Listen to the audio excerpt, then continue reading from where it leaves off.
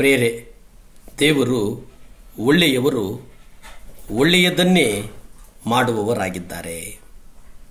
ಕ್ರೈಸ್ತ ಜೀವನಕ್ಕೆ ಪ್ರೀತಿ ಒಂದು ಇಂಧನವಾಗಿದೆ.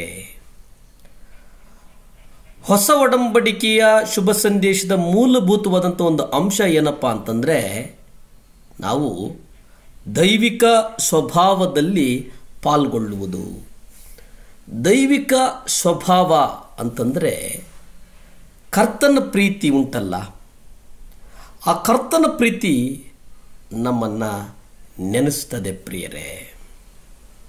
ಅಂದರೆ ಈ ಪ್ರೀತಿ ದೇವರ ಸ್ವಭಾವವಾಗಿದೆ ಮತ್ತು ಪ್ರೀತಿ, ಆ ಪ್ರೀತಿಯ ಅತಿ ಗುಣಲಕ್ಷಣ ಅಂದರೆ ಗಮನಿಸುವುದೇನಂತಂದರೆ ಅದು ತನ್ನ ಹಿತವನ್ನು, ಸ್ವಹಿತವನ್ನು ಹುಡುಕುವುದಿಲ್ಲ.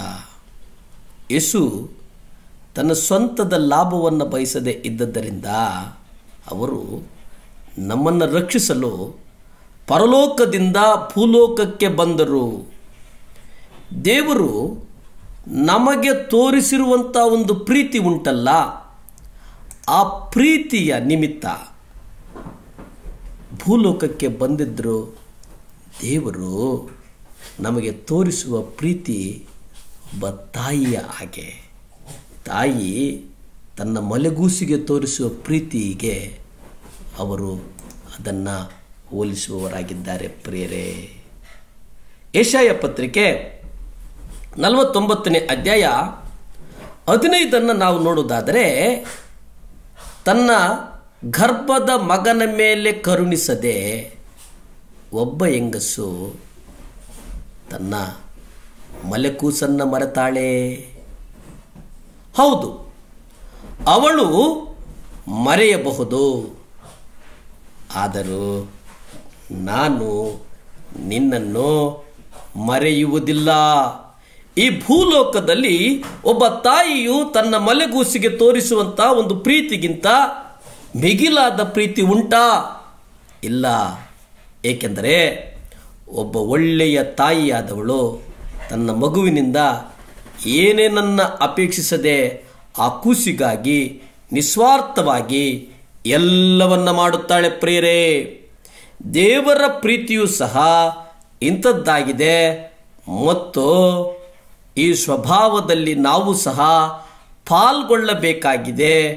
ಆಗ ಸ್ವತಃ ಯೇಸು ದೇವ ಜನರಿಗೆ ಸೇವೆ ಸಲ್ಲಿಸಿದ ಹಾಗೆ ನಾವು ಸಹ ಸೇವೆಯನ್ನು ಸಲ್ಲಿಸಬಹುದಾಗಿದೆ.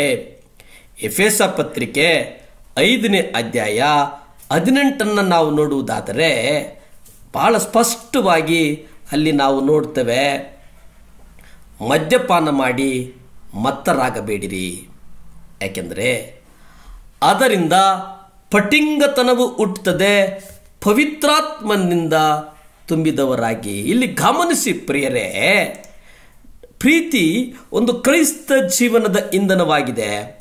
ಆ ಇಂಧನವೇ ಇಲ್ಲ ಅಂತಂದರೆ ಹೇಗೆ ನಾವು ಈ ಕ್ರೈಸ್ತತ್ವವನ್ನು ನಾವು ನಡೆಸುವುದಕ್ಕೆ ಸಾಧ್ಯ ಆಗ್ತದೆ? ಕರ್ತನಿಗಾಗಿ ನಮ್ಮ ಶ್ರಮವು, ಭಾರ ಇವೆಲ್ಲವೂ ನಾವು ಆಗ್ತೇವೆ. ಆದರೆ ನಾವು ಮತ್ತೆ ಮತ್ತೆ ಪವಿತ್ರಾತ್ಮನಿಂದ ತುಂಬಿಸಲ್ಪಡುವವರಾಗಬೇಕು. ಪವಿತ್ರಾತ್ಮನಿಂದ ನಾವು ತುಂಬಿಸಲ್ಪಟ್ಟಾಗ ನಾವು ಪಾನಮತ್ತರಾಗುವುದಿಲ್ಲ. ಎಫೆಸ ಪತ್ರಿಕೆಯಲ್ಲಿ ಹೇಳಿದ ಹಾಗೆ ಇಲ್ಲಿ ನಾವು ನೋಡ್ತೇವಲ್ಲ, ಮದ್ಯಪಾನ ಮಾಡಿ ಮತ್ತರಾಗಬೇಡ್ರಿ ಅಂದರೆ ಇದು ಎಚ್ಚರಿಕೆ.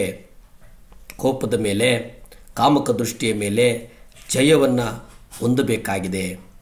ಇವರು ದೇವರ ಸ್ವಭಾವದಲ್ಲಿ ಪಾಲ್ಗೊಳ್ಳುವಂತಹ ಒಂದು ಅಂತಿಮ ಗುರಿಯನ್ನು ನಾವು ತಲುಪುವುದಕ್ಕೆ ಸಿದ್ಧತೆಯನ್ನು ಸಾರಬೇಕಾಗಿದೆ ಪ್ರಿಯರೇ. ಯಾಕೆಂದರೆ ದೇವರು ಕರುಣಾಮಯಿ, ನಮ್ಮನ್ನು ನಡೆಸುವವನು ಆಗಿದ್ದಾನೆ ಪ್ರಿಯರೇ. ಪ್ರಾರ್ಥಿಸಿಕೊಳ್ಳೋಣವೇ. ಭೂಮಿ ಆಕಾಶಗಳನ್ನು ಉಂಟು ಮಾಡಿದಂಥ ಸರ್ವಶಕ್ತನಾದಂಥ ದೇವರೇ ಸ್ತೋತ್ರ ಸ್ವಾಮಿ. ದೇವರೇ ಒಪ್ಪಿಸಿಕೊಡ್ತೇನೆ ಸ್ವಾಮಿ. ಪರಿಶುದ್ಧಾತ್ಮ ದೇವರೇ, ಈ ಜಗತ್ತು ನಿಮ್ಮ ಕಾರ್ಯಗಳಿಗೆ ಒಪ್ಪಿಸ್ತೇನೆ. ಅಧಿಕಾರಿಗಳಿಗಾಗಿ ಪ್ರಾರ್ಥಿಸ್ತೇನೆ, ರಾಜಕಾರಣಿಗಳಿಗಾಗಿ ಪ್ರಾರ್ಥಿಸ್ತೇನೆ ಸ್ವಾಮಿ.